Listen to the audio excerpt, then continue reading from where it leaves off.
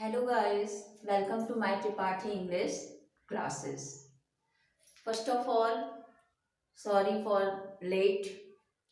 Now, today I start active and passive.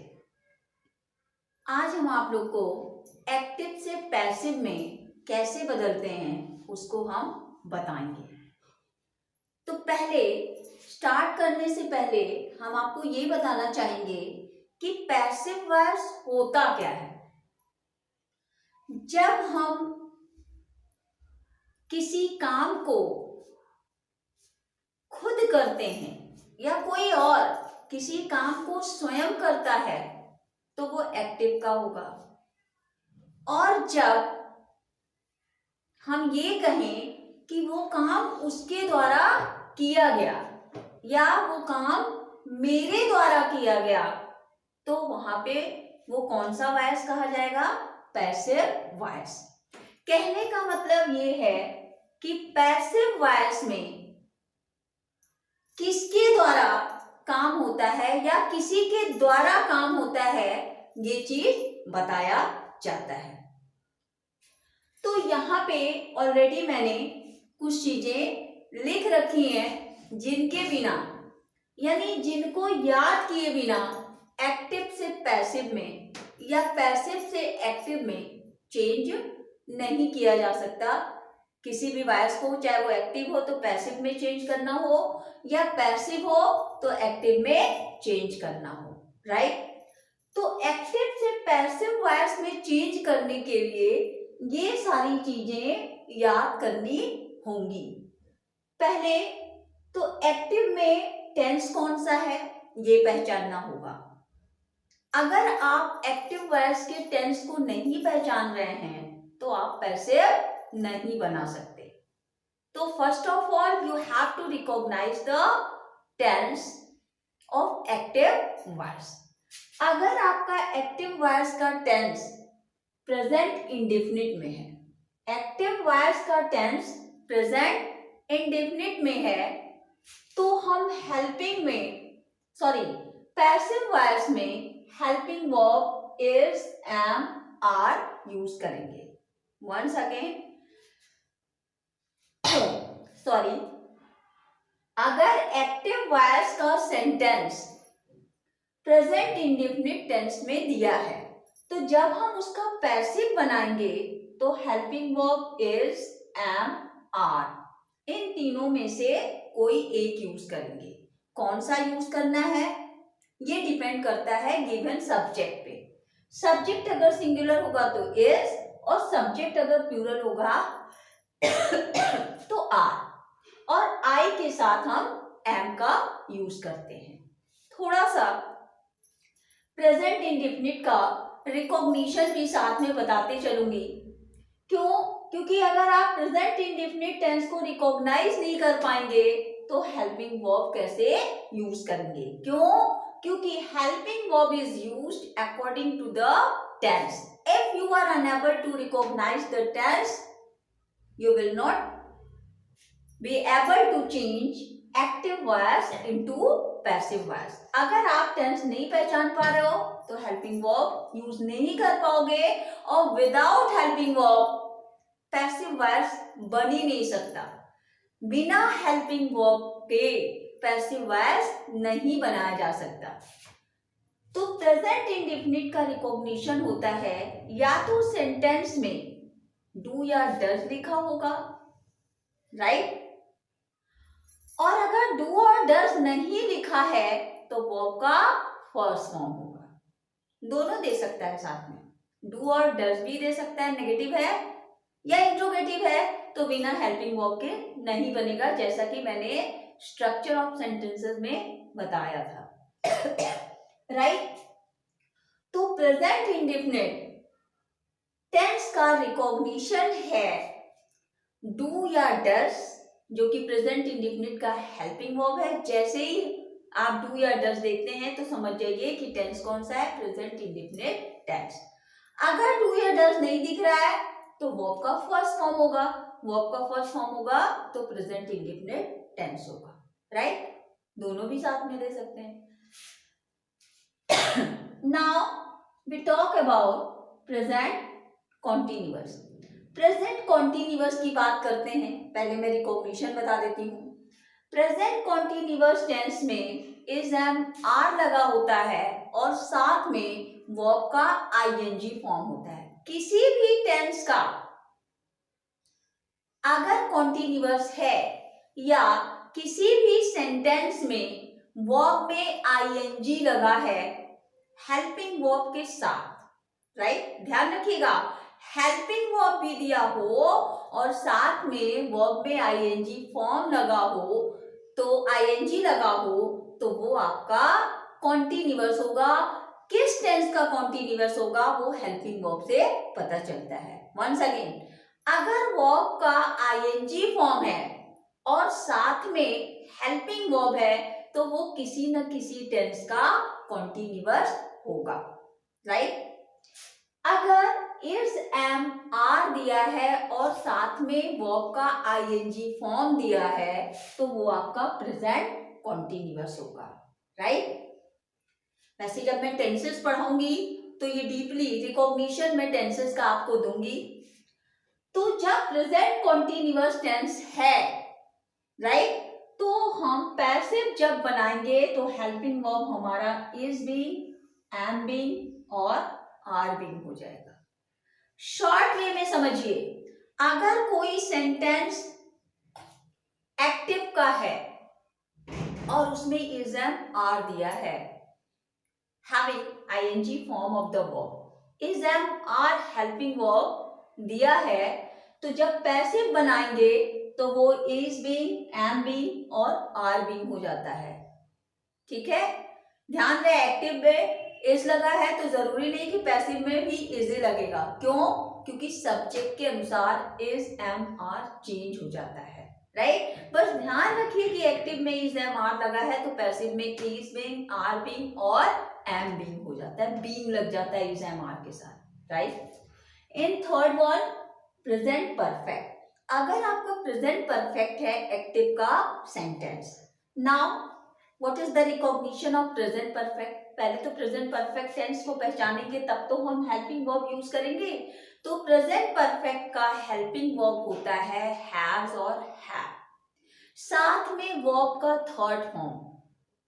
केवल has और have लिखने से वो परफेक्ट टेंस नहीं होता है। क्यों? क्योंकि हैज और हैव या हैड ये आपका एज अ हेल्पिंग वर्ब भी यूज होता है और एज अ मेन वर्ब भी यूज होता है। तो अगर इन हेल्पिंग वर्ब के साथ हैज और हैव के साथ मेन वर्ब का थर्ड फॉर्म दिया है तो वो आपका प्रेजेंट परफेक्ट होगा। तो अगर आप प्रेजेंट परफेक्ट टेंस का पैसिव बना रहे हो तो हेल्पिंग वर्ब आप हैज बीन या हैव बीन यूज करेंगे। In short way, if in active voice has और have given having third form of the verb, अगर एक्टिव वॉइस के वाक्य में हैज और हैव दिया हुआ है तो पैसिव में वो हैज बीन और हैव बीन हो जाएगा, राइट। अब पास्ट इंडेफिनिट की बात करते हैं। पास्ट इंडेफिनिट का रिकॉग्निशन क्या है?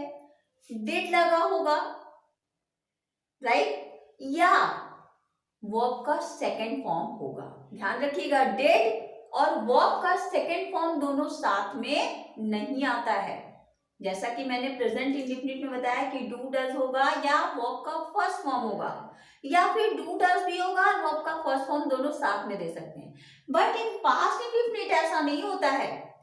डिड दिया है तो वर्ब का सेकंड फॉर्म नहीं देगा, तो डिड दिया है तो भी वो पास्ट इंडेफिनिट होगा।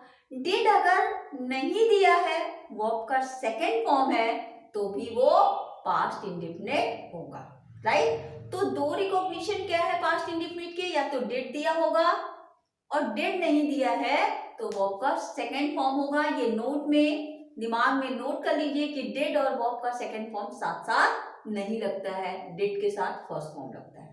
तो ऐसा नहीं कि डिड के साथ फर्स्ट फॉर्म लग गया तो पास्ट इंडेफिनिट नहीं होगा, डिड तो है ना, और डिड नहीं है तो वर्ब का फर्स्ट फॉर्म नहीं होगा, सेकंड फॉर्म है तो भी वो पास्ट इंडेफिनिट होगा, राइट। तो पास्ट इंडेफिनिट का अगर टेंस है एक्टिव में और उसका आप पैसिव बना रहे हो तो हेल्पिंग वर्ब वाज और वर लगाएंगे, राइट। याद रखिएगा, एक्टिव में पास्ट इंडेफिनिट का हेल्पिंग वर्ब डिड होता है तो पैसिव में वाज और वर हो जाएगा, राइट। अब पास्ट कॉन्टिन्यूअस की बात करते हैं। तो past continuous, just I have explain about the present continuous. जैसे ही कान में कॉन्टिन्यूअस वर्ड आता है समझ जाइए कि वो किसी न किसी टेंस का कॉन्टिन्यूअस होगा, यानी कॉन्टिन्यूअस टेंस में हमेशा वर्ब का आईएनजी फॉर्म यूज होता है। चाहे जो भी टेंस हो, किसी भी टेंस का कॉन्टिन्यूअस है तो वर्ब का आईएनजी फॉर्म ही यूज होगा। पहचानेंगे किसे? हेल्पिंग वर्ब से।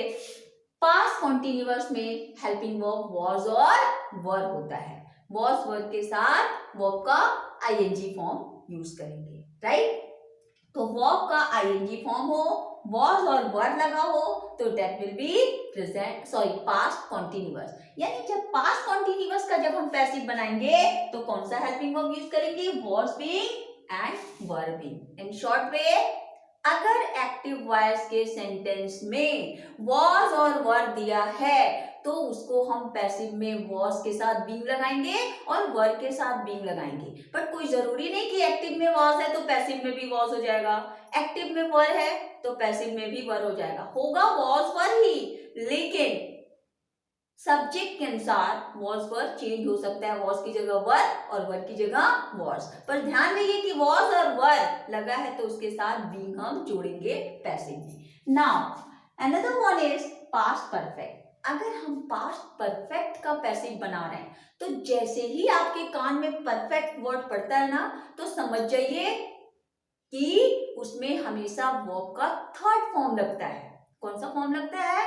Third form, right. या वर्ब का थर्ड फॉर्म दिया है तो समझिए किसी न किसी टेंस का वो परफेक्ट टेंस होगा। किसका है? वो हेल्पिंग वर्ब बताएगा। तो पास्ट परफेक्ट का हेल्पिंग वर्ब होता है हैड। क्या होता है? हैड। हैड के साथ वर्ब का थर्ड फॉर्म होगा तो आपका पास्ट परफेक्ट होगा। याद रखिएगा, केवल हैड लिखने से पास्ट परफेक्ट नहीं होगा।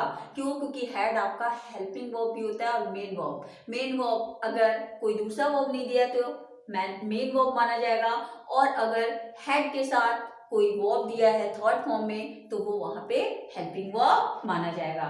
तो पास्ट परफेक्ट का रिकॉग्निशन क्या बताया गाइस मैंने कि हैड के साथ वर्ब का थर्ड फॉर्म होगा तो वो होगा आपका पास्ट परफेक्ट। जब पास्ट परफेक्ट का आप पैसिव बनाएंगे तो आपका थोड़ा सा यहाँ पे एरर हो गया है, मैंने फ्यूचर का लिख दिया और पास्ट परफेक्ट का मैं। तो गाइस हम किसकी बात कर रहे थे? पास्ट परफेक्ट की। पास्ट परफेक्ट टेंस होगा तो हम कौन सा हेल्पिंग वर्ब यूज करेंगे? पैसिव में हैड बीन। क्या यूज करेंगे? Had been, right. अब हम फ्यूचर इंडेफिनिट की बात करते हैं। तो पहले फ्यूचर इंडेफिनिट का रिकॉग्निशन मालूम होगा तब तो आप हेल्पिंग वर्ब यूज कर पाओगे। फ्यूचर इंडेफिनिट का रिकॉग्निशन है विल और शैल। अगर किसी भी सेंटेंस में विल और शैल लगा है तो वो आपका फ्यूचर इंडेफिनिट होगा। फ्यूचर इंडेफिनिट टेंस का जब हम पैसिव बनाते हैं तो हेल्पिंग वर्ब विल बी और शैल बी यूज करते हैं, ठीक है।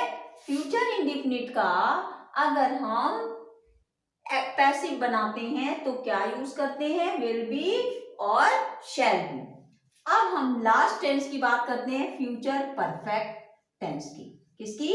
फ्यूचर परफेक्ट की। फ्यूचर परफेक्ट का जब हम पैसिव बनाते हैं, फ्यूचर परफेक्ट का रिकॉग्निशन होता है विल हैव या शैल हैव, राइट।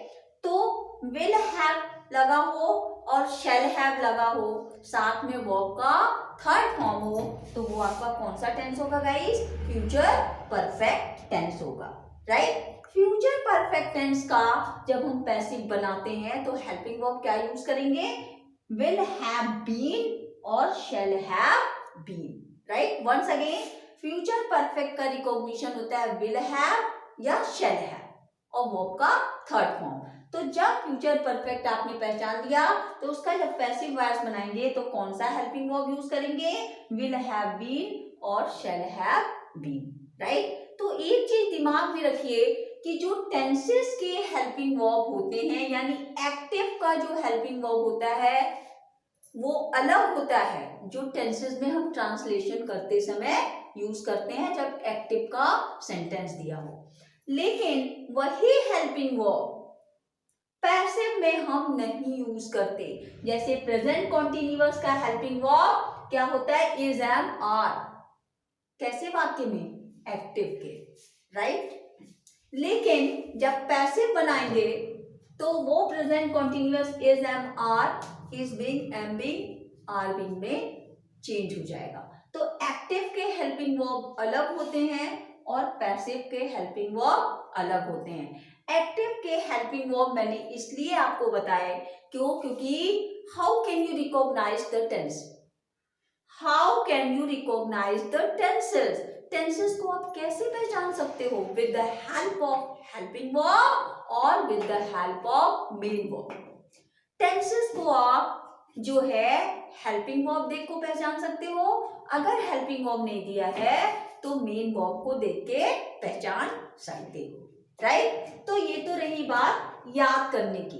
अब हम इधर आते हैं कि रूल क्या है एक्टिव से पैसिव में बदलने की, राइट। तो थोड़ा सा इसको भी देख लीजिए आप कि जब हम एक्टिव से पैसिव बनाते हैं तो जो हमारा सब्जेक्ट होता है उसको हम ऑब्जेक्ट में चेंज करते हैं।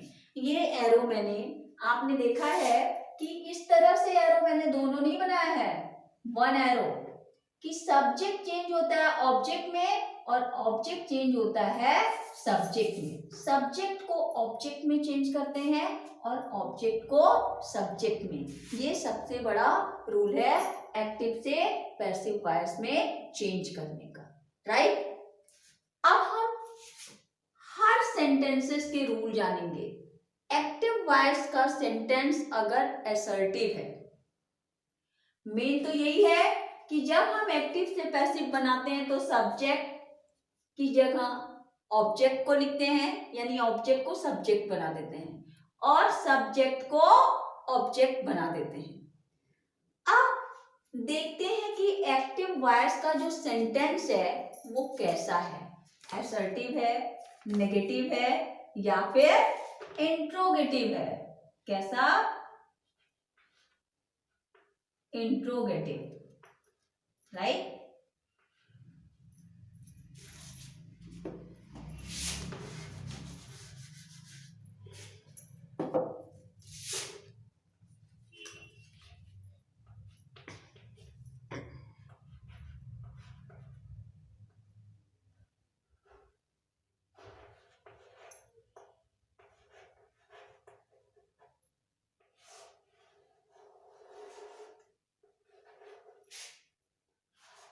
या फिर इंट्रोगेटिव सेंटेंस है।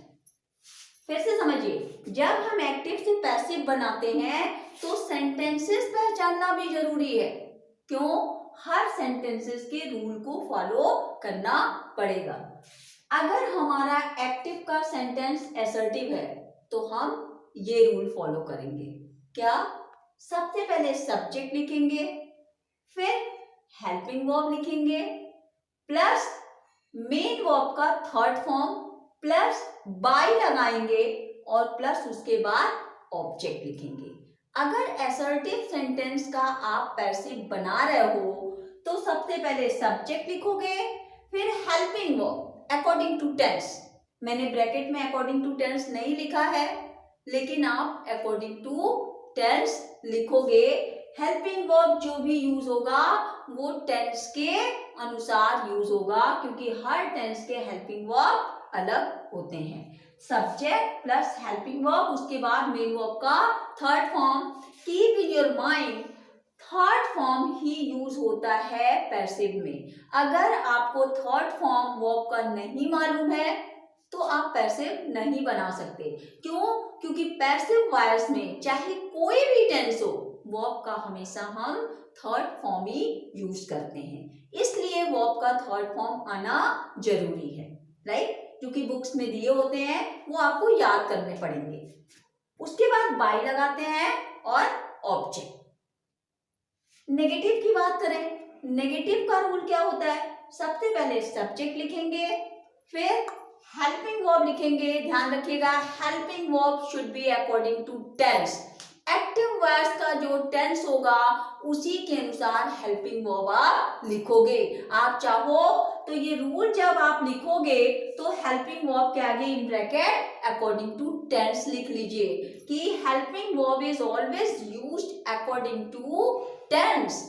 टेंस के अनुसार ही हेल्पिंग वर्ब यूज किया जाता है। क्यों? क्योंकि अलग अलग टेंसेस में अलग अलग हेल्पिंग वर्ब यूज होते हैं। उसके बाद नॉट लगाएंगे, नॉट के बाद जो वर्ब होगा मेन वर्ब उसका थर्ड फॉर्म, फिर बाई लगाकर ऑब्जेक्ट, फिर टेस्ट। राइट? अब हम इंट्रोगेटिव सेंटेंस की बात करते हैं कि इंट्रोगेटिव सेंटेंस पैसिव कैसे बनाते हैं। इंट्रोगेटिव सेंटेंस में हु से स्टार्ट होने वाले सेंटेंस को छोड़ करके, याद रखिएगा, हु से स्टार्ट होने वाले सेंटेंस को छोड़ करके बाकी जितने भी क्वेश्चन वर्ड हैं उनसे अगर आपका सेंटेंस बनता है तो इंट्रोगेटिव सेंटेंस में हम ये रूल लगाएंगे, सबसे पहले हेल्पिंग वर्ब यूज करेंगे according to tense, after that subject, then main verb, then by and object question mark. Right? ध्यान रखिएगा, ये रूल हु के लिए नहीं है। अगर आपका इंट्रोगेटिव सेंटेंस है और वो हु से स्टार्ट है तो वहां पे ये रूल फॉलो नहीं होगा। हु को छोड़ करके बाकी जितने क्वेश्चन वर्ड हैं अगर उनसे आपका इंट्रोगेटिव सेंटेंस बन रहा है तो आप यही रूल फॉलो करोगे। अब हम एक एक एग्जाम्पल देना चाहेंगे, एग्जाम्पल से आपको समझाएंगे। राइट? अब हम एग्जाम्पल से असर्टिव सेंटेंस को समझाते हैं। जैसे एग्जाम्पल दिया है, he reads the book, he reads the book। Right? ये सेंटेंस है आपका और इसको आपको पैसिव में बदलना है। तो सबसे पहले आपको सेंटेंस पहचानना होगा। क्या पहचानना होगा? सेंटेंस। ये कैसा सेंटेंस है? असर्टिव। सब्जेक्ट से स्टार्ट है और लास्ट में फुल स्टॉप है तो वो कैसा सेंटेंस होगा? असर्टिव होगा। सब्जेक्ट से स्टार्ट है और लास्ट में फुल स्टॉप है तो कैसा सेंटेंस होगा? असर्टिव होगा। यानी ये एक्टिव का सेंटेंस असर्टिव है तो हम किसका रूल फॉलो करेंगे? असर्टिव का। तो असर्टिव में सबसे पहले क्या लिखते हैं? सब्जेक्ट। ध्यान रखिएगा, सब्जेक्ट को ऑब्जेक्ट में और ऑब्जेक्ट को सब्जेक्ट में, यानी सब्जेक्ट की जगह हमको क्या लिखना है? ऑब्जेक्ट। लिखना किसको है? सब्जेक्ट होगा, सब्जेक्ट ही, लेकिन जो ऑब्जेक्ट होगा वो सब्जेक्ट की जगह लिखा जाएगा। तो इस सेंटेंस में ऑब्जेक्ट क्या है? The book. आपको सबसे पहले क्या लिखना है? सब्जेक्ट लिखना है, लेकिन एक्टिव का जो ऑब्जेक्ट होता है वो पैसिव में सब्जेक्ट बनता है। एक्टिव वॉइस के सेंटेंस में इसका जो ऑब्जेक्ट होगा वो पैसिव में सब्जेक्ट की जगह आएगा। आपको लिखना क्या है? सब्जेक्ट। तो सब्जेक्ट कौन बनेगा?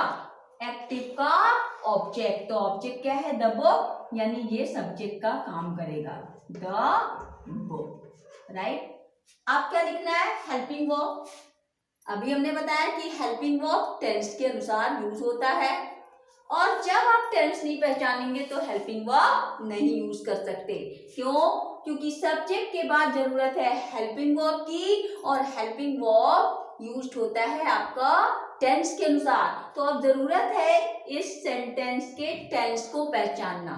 तो how can you recognise the tense? With the help of helping verb और with the help of main verb. या तो हेल्पिंग वर्ब देख के आप टेंस पहचानेंगे या तो मेन वर्ब देख के पहचानेंगे। तो there is no helping verb in this sentence.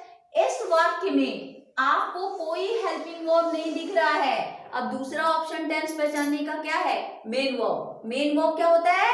काम, जो काम किया होता है, जो काम किया जाता है, काम, जिस काम को हम करते हैं वो काम ही क्या होता है, मेन वर्ब होता है। तो मेन वर्ब, यहाँ कौन सा काम हो रहा है, रीड, पढ़ने का, तो ये आपका मेन वर्ब है।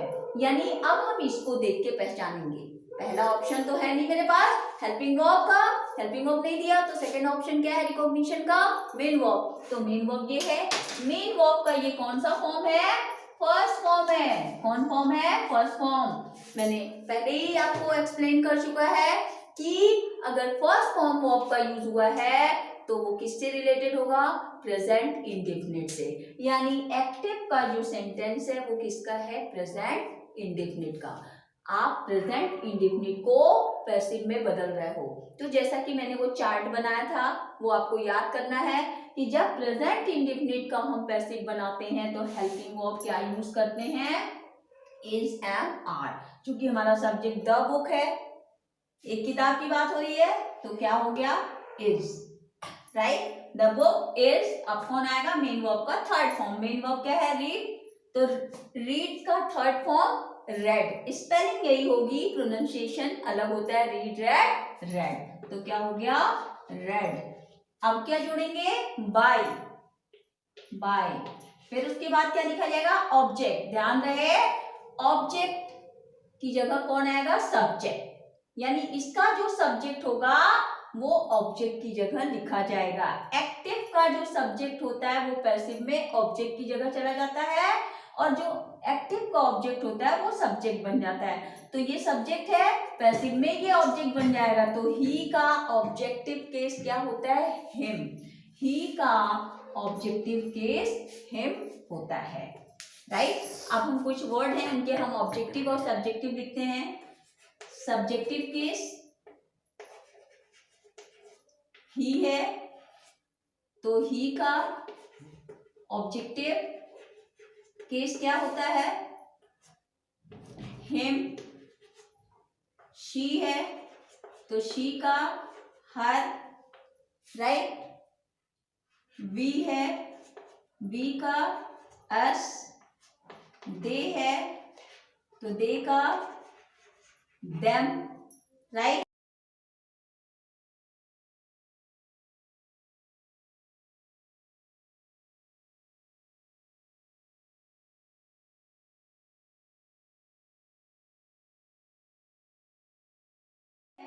I का me, he का him, she का her, we का us, they का them, I का me। एक बचता है you। you का ऑब्जेक्टिव केस, ये सब्जेक्टिव केस है और इसका ऑब्जेक्टिव केस भी यू ही होता है, सेम होता है, राइट। यू का ऑब्जेक्टिव केस भी सेम होता है। अगर ही है ऑब्जेक्ट की जगह जा रहा है तो हिम हो जाएगा, हिम है सब्जेक्ट की जगह जा रहा है तो ही हो जाएगा, उसी तरह शी हर हो जाएगा, हर शी। यानी ही को ऑब्जेक्ट में बदलेंगे हिम, हिम को सब्जेक्ट में बदलेंगे तो ही। तो ये आपके सब्जेक्टिव केस है, जब इनका ऑब्जेक्ट बनाएंगे तो ये हो जाएंगे। ऑब्जेक्टिव केस है अगर सब्जेक्ट की जगह जा रहा है तो ये आपका हो जाएगा इट का भी इट ही होता है। You have to learn these, आपको ये क्या करना है, याद करना है। तो आज तो हमने केवल असर्टिव सेंटेंस का एक एग्जाम्पल दिया है।